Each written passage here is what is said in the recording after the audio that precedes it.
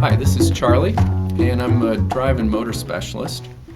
And today we're going to talk a little bit for the SmartBox on items that people don't always think of when they buy a VFD, and that's the cable between the motor and the VFD. Typically people think it's just like a cross-the-line starter, so why does it matter? Well, the cross-the-line starter, we have 60 hertz, whereas with VFDs we have very high frequencies there, so we need to do things to contain that high frequency energy. Usually what people come up with is, well, what do we do? How do we prevent all of the electrical noise from being transmitted into other items? And the next thing normally that comes up is how do we handle the higher voltages? Some are aware that there's going to be maybe 1300 volts on those lines because of the spikes that are involved.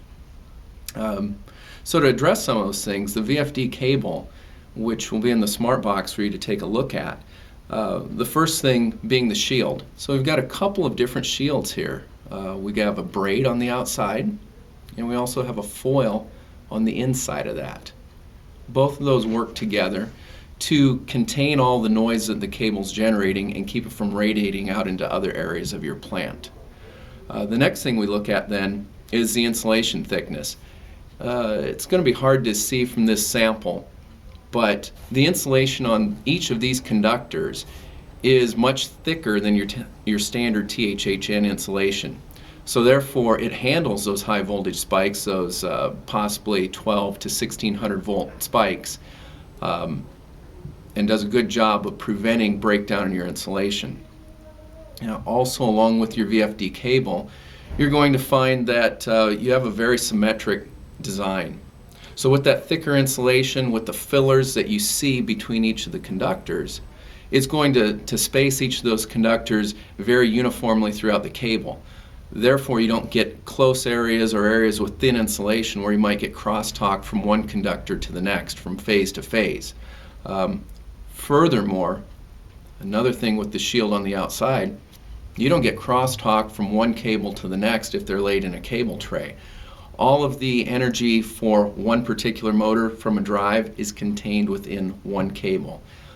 With the symmetrical design of the cable, you get less cable charging for long lengths of cable. When you have the high frequency energy and you have a long cable length, you can have a lot of charging just to charge the capacitance of the cable. But again, the thicker our insulation, the better it is symmetrically laid out there, evenly spaced, the less capacitive coupling you're going to have and the less charging you're going to have in that cable. Another great benefit of the VFD cable that we don't have with the traditional THHN cable, and you probably won't be able to see it, but we have a very fine strand on each of the conductors. So a fine strand, of course, is going to help with flexibility of the cable. It's also going to help with a phenomenon called skin effect. Skin effect occurs at high frequencies, which again, that's what we're dealing with the VFDs.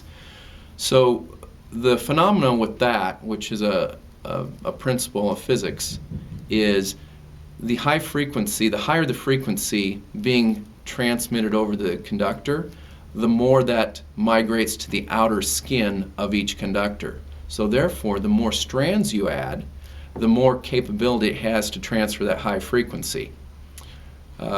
You'll see also we have a drain that's attached physically.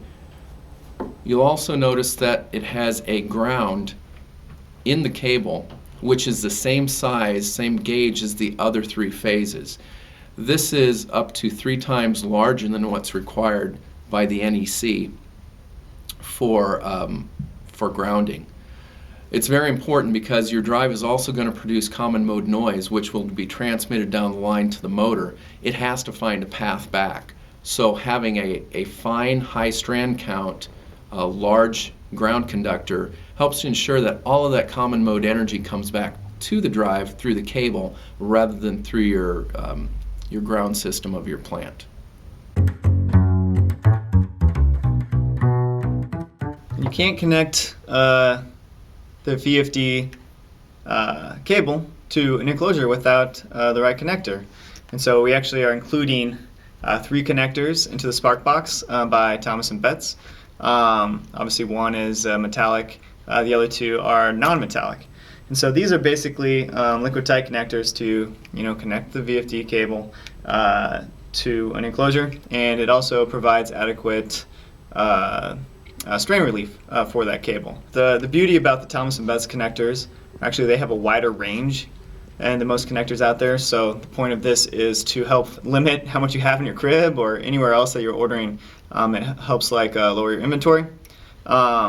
These the two non-metallic ones are perfect for wash down, especially this one with the gland, easier to wash down, both good for outdoor use as well too. So hopefully you can check them out. There's more information online, there's information in the box, but hopefully we can find you start using VFD cable with your variable frequency drives and motors.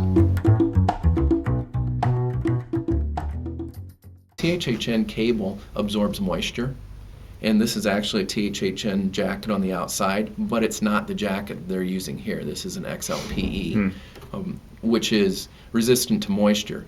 So on a THHN, they absorb moisture, especially in your high moisture areas, your washdown areas. Once you get that moisture in there, the insulation quality degrades, and now your insulation starts to break down with the high voltage, and then you get a little carbonized path that shorts you from phase to phase, and then it burns through, and now you've got to shorten your cable. Yeah. So that's one thing for moist areas. I'd say THHN absorbs moisture. It's not good. The other thing, in areas with sensitive equipment, I say all the high frequency in here needs to be contained. So therefore, if you don't have the shielding and you don't have a way to pull that back off the shield, all that energy is going to radiate out into your facility and cause issues. Just the return path, having that ground is very important. If they don't have that, that's when we start to see motor bearings go out, because there's just no path for that current to go back to the drive. So it goes through the bearing, goes back through the earth ground, finds its way back through your system, and now you've got noise on your entire system. It's like the biggest pushback, like why customers wouldn't use VFD.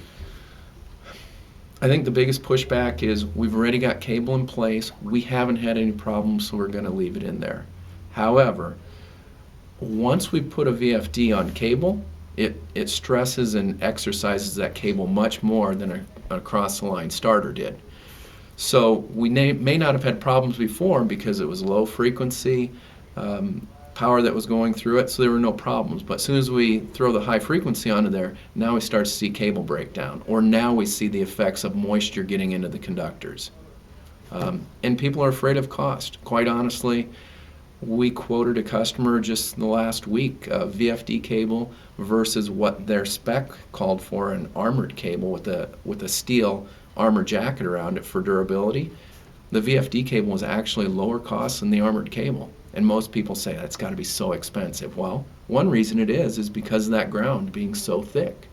There's so much more copper in the ground alone and so much more technology that it's going to cost more. But you can pay for it now, or you can fight later trying to find the problems caused by not having the VFD cable.